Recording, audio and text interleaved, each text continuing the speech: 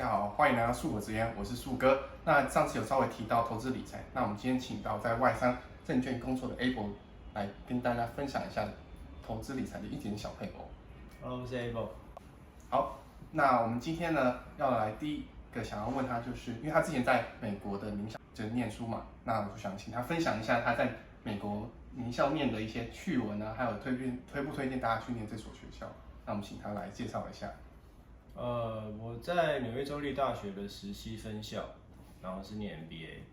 那这个说名校也不敢啦，对，其实美国还是有很多还不错的学校，但是我们学校在州立学校来说算是 OK。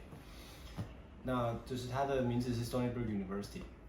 那说趣闻的话，其实我觉得应该说去了之后会发现美国人的生活真的是跟台湾人不一样。那而且我们学校比较偏僻，那我之前读的学校大部分在市中心，或者是比较就是相对学校比较小，然后进去校园里面就会发现很多野生动物。那有的时候你可能从宿舍到某一个建筑物的话，你会需要开车或者是搭学校的 shuttle bus。去我觉得其实比较少，在台湾比较少见到，可能就是你走路走到一半会有一群雁鸭，然后会跟你平行走在你前面。那它其实有规定，就是说你不能去赶它或是干嘛，你就会看到很多车子就跟着排队在那边走，你就会发现鸭妈妈在压宝宝，然后在你面前慢慢走，然后后面塞一大堆车也不能怎么样的。或者是有时候我们附近有个渔港的小镇，去那边看海，然后喝啤酒。其实美国先说一下，美国不能在公共场合喝啤酒，你东西要包起来。然后在吃东西的时候，鹅会来攻击你，就会发生一些很多可能在台北啊，或者是在一些台湾的都市的学校比较不会发生的事情，蛮多这种都市或是热带岛屿国家不会碰到的状况，那边第一次碰到就会觉得很新鲜。对，然后至于推不推荐来念我们的学校，我会说，如果今天也是商学院的学生，我不太推。因为我们学校商学院其实成立的比较晚，那我们学校强的是在物理、电机和相对的医疗，像我们的医学院，我们学校的附属医院是整个长岛，我先简介一下，长岛是纽约市，除了皇后区以东都统称长岛。那我们学校的附属医院是长岛上面最好的医院，所以其实很多，那离纽约市也近。所以其实有时候纽约市一些医院没有办法处理的东西，都会送来我们学校这边。那如果你是念相关科系的话，我会蛮推荐你来念我们学校的。像我们学校电机系有不少电机系毕业的学生，其实都进雅虎、都进 Amazon、都进微软。那相对商学院这边的就比较没有那么多知名大企业的，还是有，但那个比例很低，比较低啦。对，所以如果你是商学相关的，我会建议还是尽量往一些你比较常听到商学院名校的这些学校去申请去发展这样子。对啊，听起来还不错。那感谢他分享在美国的趣闻。那接下来我们要准备下一个问题。那首先你要不要跟大家讲一下你在哪里工作？我现在在职啦，所以可能讲全名，我们公司会比较敏感一点。那我现在是在一家外资的券商上班，这样当后台的 operation。那具体来说，你工作内容大概是什么样的东西？因为其实我不是很了解，所以你跟大家分享一下。我这边大家简单介绍一下台湾股票市场怎么运行。就是我们今天如果跟营业员下单，我们叫做 T， 就是 trade day T。那你会有 T+1，就是你隔天你要确定你的股票跟你的钱都在你的股票的账户或者是你现金的账户。然后我们 T+2的时候，就会去把你不管是你买的券还是你卖的钱，对，你买股票，你就要有钱放进去；你卖股票，你就要有券放进去。那我们 T+ 的券商就会把这个在市场上交割。那我现在在后台，像一般我们听到都是营业员嘛，可能进了一间券商，你跟一个人开户，或者是你跟谁下单，或者你有什么事情找你验源，那是我们所谓的前台，他帮忙接单，帮忙下单，下单完了成交了，就换到我们后台，后台这边就有很多有在帮你整理，说这个你这边来的资料跟我跟主管这边的东西，主管机关这边的东西跟我听到这边是后台收到的指令有没有 match， 有没有问题，然后到最后，会留到一个人负责在做交割。那我现在做的就是负责交割。所以我们每一天证券业每一天都会有 T day 要做的事，以及你 T+1 要做的事，和你 T+2 要做的事，因为你每一天相对都会是这个循环。就是隔1天、隔2天的意思。对，像比如说今天是，假设今天好了，今天是上半天，是不是会有今天成交的资料？那相对也会有我昨天成交的东西，也会有我前天成交，我今天早上要交割。对，所以我每一天其实都在做这三个算是工作天所要分别要处理的事情。对，所以大概我们后台的生态是这样子。那我在做交割，所以每天早上进来最重要的一件事情就是我 T+2，这个叫券投资人10点之前，我的钱跟券都到了，我才能在市场上交割。那我下午可能就是要看，我 T+1的东西有没有都 OK 了，因为我明天要交割了。如果不 OK 的话，我要跟谁联络，我要找谁帮忙。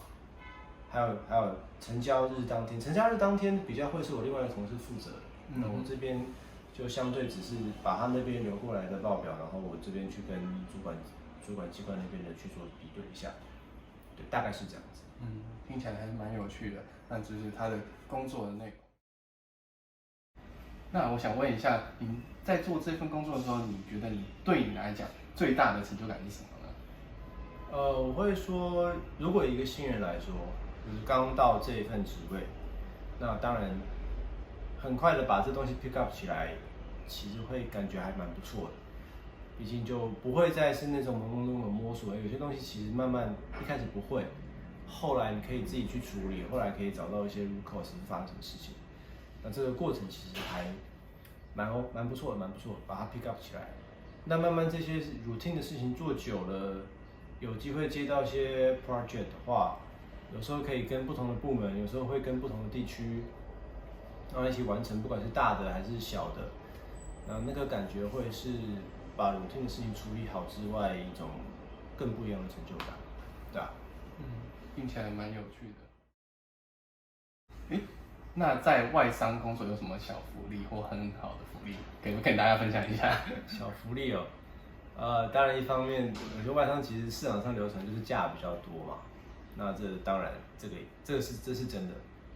不过有时候其实事情忙起来你也不一定修得到啦，是 FYI 一下。那还有一些可能有的时候公司会发一些水果，会有一些公司的下午茶。那这个我相信其实蛮多，我就讲本土企业啊，就是可能非外商的企业慢慢也会有。那可能偶尔，我觉得我们公司偶尔会来一些比较精致的，对，但合不合胃口那是另外一回事。来点马卡龙之类的。马卡龙有出现过啦，但因为我本身不是很喜欢马卡龙，但好像就那么一次，反正也就还好。对啊，那大概是这样。然后有听说这个是，因为我其实刚出社会的时候也有在本土的金融机构服务过，那我会觉得那间先说那间没有那么大家，所以我觉得不是这个比较我不知道你准不准，但是我觉得有时候其实整个 team 里面的氛围会相对比较没有那么拘谨。对，我会觉得其实在这一块上面，起码我在我们公司我会觉得还不错，以整个公司的文化来说。对，那福利哦，我想到的大概是这样子。所以大概福利就是有一些好吃的小甜点这样子。还不错啊，对啊，价很多，比较氛围比较自由，对啊，老板比较不会管那么多啦。哎，这是看老板，有的要看的，对，有的真的不太会管，那有的也是会有一些要求。那听起来在外商工作其实也还不错。那有没有什么小缺点啊，或者一些不好的地方，可以大家稍微分享一下？缺点呢，我觉得外商尤其金融机构，因为我本身在金融业，我不知道其他产业是怎么样。非业务单位的话，升迁蛮难的，对，蛮难升迁的。然后年终，我们公司是没有保证你几个月，他谈就是直接给你谈12个月这样子。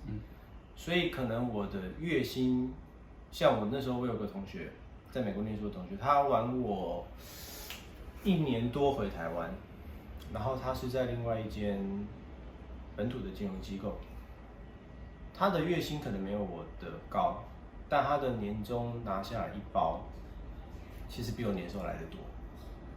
对，那我们公司是因为我觉得在外商应该都会听到说因为其他地区亏钱，对，所以今年年终比较少。那这个也无从考究到底是真的还是假的。而且我其实慢慢也有听到有一些这个比较大型的本土的机构他可能在亚洲其他地方也有设点，那可能他们也亏钱，所以年终也会稍微缩水。但我听到的下来，我们就是外商除了主管阶级以外的，那他整个年收其实不一定会比本土来的高，甚至有些会比本土来的少。对，这是比较麻烦的一个地方。所以听起来就是它比较大的一个缺点，可能就是它钱相对本土企业没那么多啦，这是它的一个小缺点。对，直接想到。然后另外一个就是你非业务单位的话，其实升迁真的不容易。应该也是在外商工作也是不容易了。听完刚刚那些什么对于外商工作的什么福利，那我们现在想问一下，那他对于台湾目前的投资环境、投资理财有什么样的建议，可以跟大家分享一下？说建议是不敢啦，不过在这边也可以跟大家分享一个，就是可能一般人不太知道的事情，就是其实我们这种证券从业人员啊，其实法规有明文规定说只能开员工户，而且这种买卖都要先跟公司申报拿核准函。我会觉得这非常的麻烦。对，那又因为我在外商，其实我核准函要拿到国外的某一个比较高阶的主管，他等于说就是他管那条事业线底下的。那之前我同事就有发生过，他拿核准函之后，可能那个主管真的太忙在开会，所以他approve 下来之后的价格已经跑掉，还是有赚的，但是少赚的不少这样子。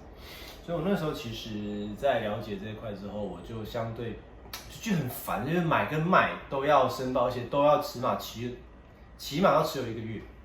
我们公司规定是起码持有1个月，就比较没有花太多的时间去了解这一块。所以你说给市场建议的话，我是比较不敢啦，怕误人子弟。可能原本都已经这个看好了，就听我的话，然后就不去投资。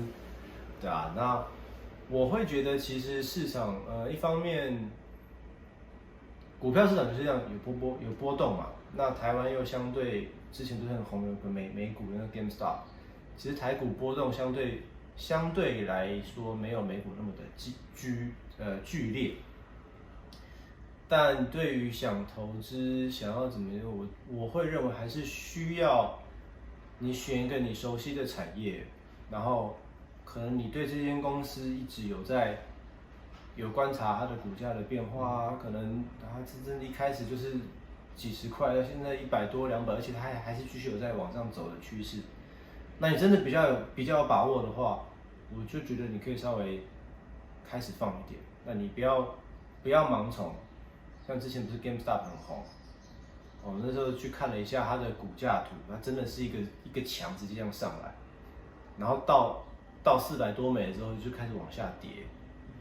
那这个就是不正常的现象。那我觉得这种不正常现象呢，就不要跟，看看就好，除非你真的是在很低点的时候进去，你觉得 OK。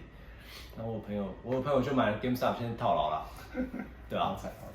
那可是如果有些我懂，我其实也了解说，有些真的就是很想要先开始投资股市。那与其说我不想要花那么多时间去看一间公司，去看一些产业，可以先从一些绩效比较好的 ETF 去下手，可能先稍微放一点点，不要放多。而且现在盘中就可以下零股了嘛，也可以先从几股开始买。也相对一般我们这种上班族来说，负担也比较不会那么大，对啊，可以建议从这边开始。那刚刚听完他分享对台湾投资理财还有一些环境的一些建议分享，那接下来我们要请他分享一下对未来如果想要进证券业工作、股价产业有什么样的建议，来跟大家分享一下。我大概会把性质分成比较3大块。那前2块就是我刚前面有提到，这个是营业员，然后跟我们后台。那还有另外一块是所谓的研究员。好，那我先从营业员开始讲。那基本上营业员，你上班时间是比别人早。像我们公司的营业员，他大概6点就要进公司。哦，好早。对，尤其如果你的客人又是接那种国外的，像我们所谓的外资嘛。如果你是接那种外资法人，那基本上你6点就是要进公司，先整理一下东西，先看一下新闻，对，然后可能回一下 overnight 有些 email 进来，你该回的什么什么的。那他们等于说好6点他们就开始，我不管你住多远，反正我职务工作需要，你就是这样子。那等到差不多开始8点半啊，他们那边就会开始放忙，他们7点半，大概7点多啦，8点以前会有个早会，大概会先整理一下。那实际内容我也没参加过，也不知道。那8点半之后，他们那边前台就会营业员那边就开始非常的忙碌。那等到9点一开盘，那就是开始在抢。所以你到前台，你当营业员，第一你要起得够早，夜猫子可能就比较没有办法。6点可能才刚睡4小时或3小时，那可能作息就要调一下。那等到开盘了，你就要确保你要有个快很准的这个个性，因为你可能踢出一个单，你可能会要报错账，你可能会让客户赔钱。外资法人户，我觉得相对起来。可能还比较有办法补救，相对来，就是如果你碰到一些个人户，有些个人户的投资客可能不是那么好搞，他就觉得反正你帮我 key 了这样子，我就是让你负责。那这个可能也会造成公司或者是你自己一些损失这样。那这是营业员他们的生态。那研究员基本上就是你要去各个产业嘛，你要去每一间公司。你要知道产业有什么消息，对，那因为你要写研究报告，研究员要干嘛？就是你要写分析，你要写研究报告，去给你的投资客看。所以一方面你要能够跟公司的人聊一聊，你要让他们可以聊到一些你有用的产业消息，肯定相对有点业务的感觉啦。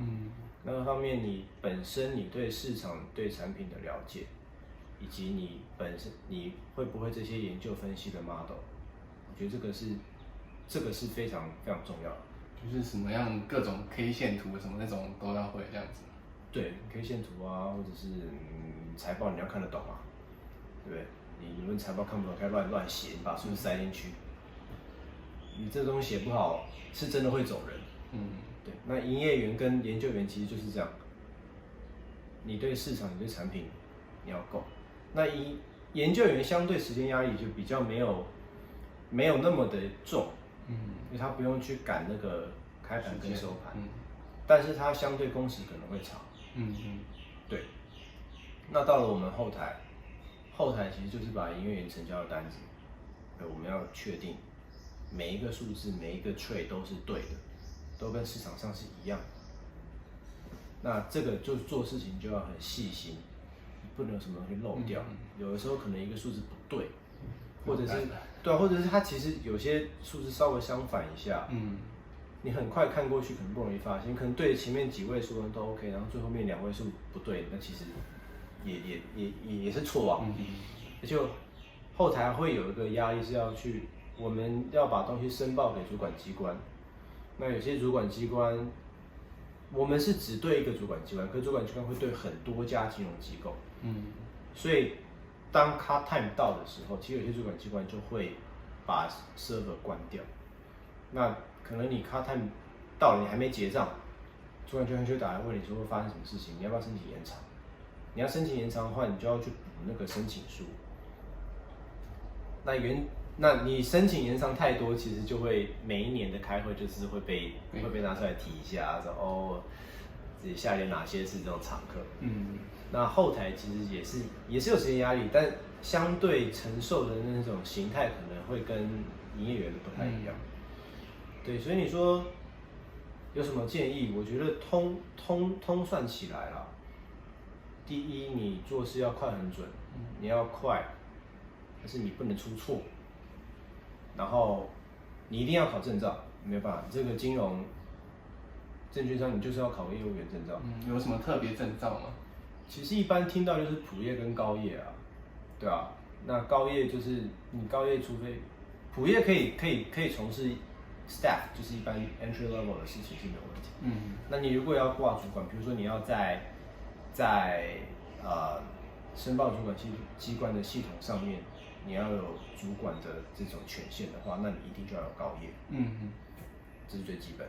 那当然其他的就是看你职务需要，比如说你还有一些其他工作，比如法遵啊什么的，那当然那证照就是另外。对，刚刚快很准证照，还有你的应该说 EQ 吗？抗压性要够，因为尤其当你时间急的时候，其实有的时候沟通起来的口气难免不会那么的好听，火气很大，也不一定是火气，其实有时候真的不一定是火气，有时候就是急，因为你可能这个单你晚踢个1秒，你价格就跑掉，那可能接单的那个会被他的客人说为什么会是这个价钱，这是非常有可能发生的事情。所以你一急，他可能就是我就把问题一直抛给你，或者是在问为什么，那口气一定就不会那么好。那千万不能把这种东西放在心里。对，做这件事情呢，就是要觉得我的同事都是好人，只是大家讲话很急，比较快，对，比较需要有时间压力啊。对啊，不然对这不能放心里，不然其实真的会做得非常的不开心。